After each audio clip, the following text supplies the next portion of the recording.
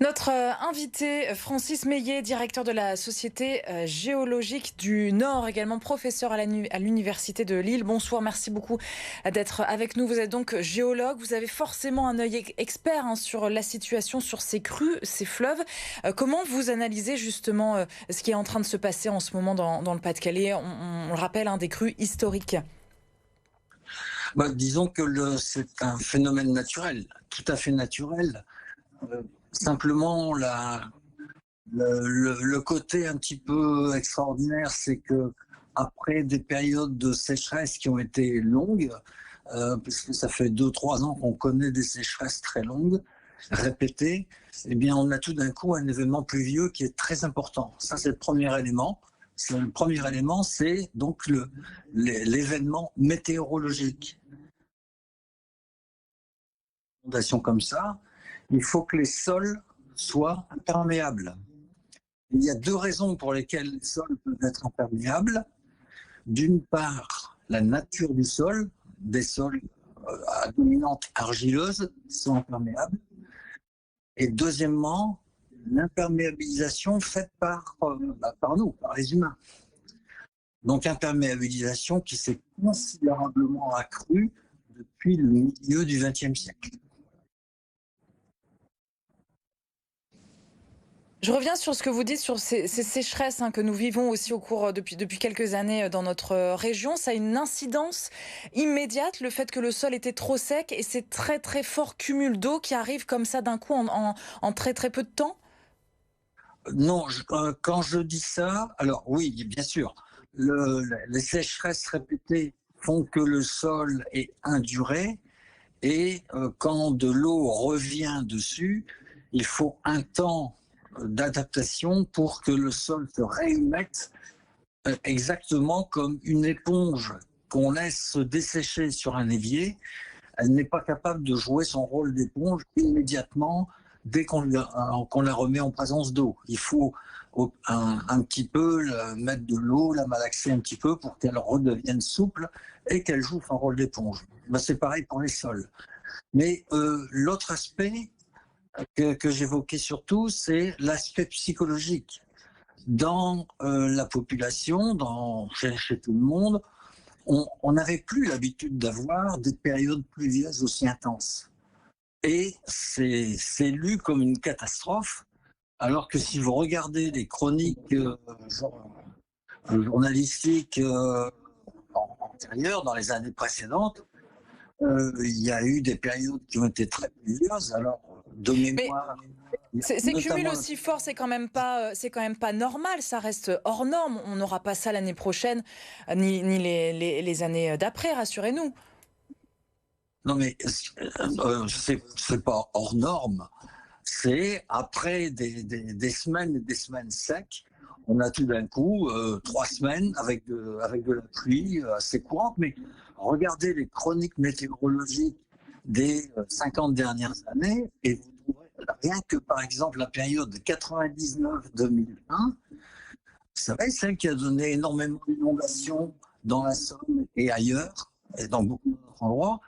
Eh bien, dans cette période-là, il y a eu des jours de pluie qui n'en finissaient pas, des mois de pluie continue.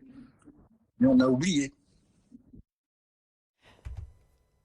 Sur l'action de l'être humain dans tout ça, quelle est votre analyse à vous? Vous le disiez un petit peu en introduction. La première action dont on paye cash les effets, c'est l'imperméabilisation des sols. Ça, c'est clair. Plus les sols sont imperméabilisés, moins l'infiltration est forte, et donc plus il y a d'effets de cumul. C'est bien pour ça que le renversement de stratégie des agences de l'eau par rapport à ce qui se faisait il y a une quinzaine d'années et qui consiste à dire maintenant il faut retenir absolument l'eau de pluie au plus près de l'endroit où elle tombe. Ça, cette nouvelle stratégie, c'est important, c'est essentiel. Mais les effets, le dire, en prendre conscience et le dire, convaincre les gens, c'est une chose. Mais transformer ça en acte, ça veut dire, par exemple, un exemple parmi d'autres, il faut replanter Les, toutes les haies qu'on a arrachées. Et ça, la ça se fait pas. solution, alors à court terme, justement, c'est quoi pour les habitants? Parce qu'ils vivent dans ces territoires-là et certains veulent y rester quand même. Mais la question n'est pas de vivre dans ces conditions-là en permanence, bien sûr. Alors, il y a une autre chose aussi qui est importante.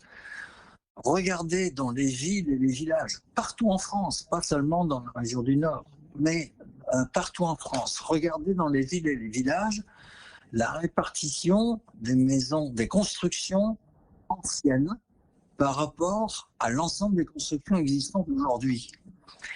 La plupart des constructions anciennes ne sont pas auprès de l'eau. Elles sont un petit peu à l'écart. Elles sont protégées d'éventuels débordements. Et l'essentiel des biens qui sont aujourd'hui affectés par les inondations, ce sont des constructions qui ont moins de 70 ans. Et ça, avant, on ne se rendait pas compte de l'importance des effets de ces événements météorologiques. On s'en rendait moins compte parce qu'il y avait moins de vulnérabilité et donc moins de dégâts. Aujourd'hui, alors c'est vrai que les terrains qui sont plats en fond de vallée, ils ne sont pas chers. Et comme ils ne sont pas de très bonne qualité agricole, ils sont vraiment pas chers. Et donc ça vaut le coup d'aller s'installer dessus pour faire n'importe quel type de bâtiment. Mais du coup, Alors, on accroît les vulnérabilités. ouais, alors ces territoires déjà vulnérables, vous le dites, ils le seront à jamais, sans intervention justement de moyens, de nouveaux dispositifs dans l'avenir. Mais quel dispositif pour éviter ce qu'on est en train de vivre? Je suis en train de vous dire qu'il faut, je ne dis pas qu'il faut démolir du jour au lendemain, mais je suis en train de vous dire que, à minima, il faut arrêter de continuer des constructions dans les zones qui sont naturellement exposées. Quand vous avez l'eau qui revient régulièrement, même si c'est tous les 3 ans, mais qui revient régulièrement en un endroit, il faudra quand même un de ces jours se poser la question, qui n'est pas à sa place? C'est l'eau ou bien c'est l'homme?